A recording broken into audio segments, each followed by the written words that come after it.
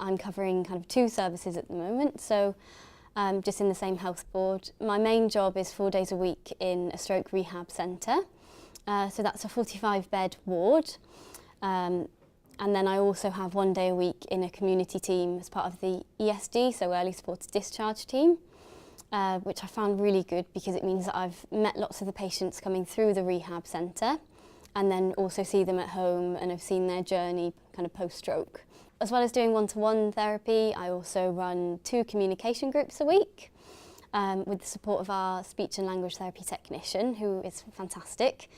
Also do loads of work with the family, kind of do joint sessions, liaising with them, and as well as kind of having an influence on people's capacity assessment. So that's looking at the Mental Capacity Act, establishing whether or not they've got the communicative ability to have capacity to make whichever decision it's regarding.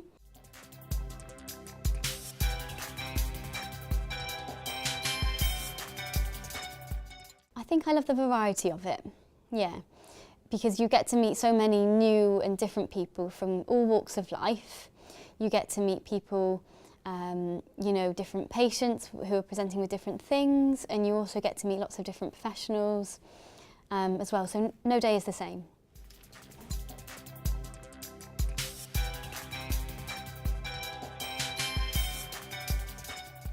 Caseload for the four days of the week that I'm in the stroke rehab centre.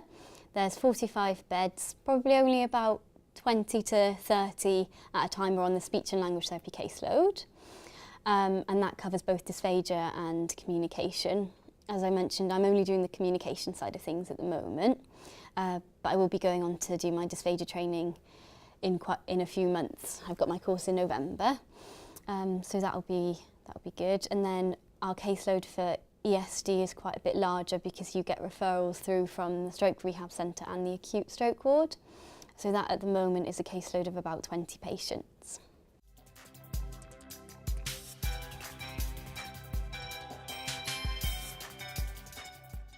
I'll be truthful, I think they're quite daunting to start with. I certainly thought when I left uni it's quite a long document, but it's not as daunting in real life as it actually seems. And then I've been arranging to meet with my manager once every month to discuss them, and she'll also suggest, oh, you know, I've seen you do this, we could evidence it in that way.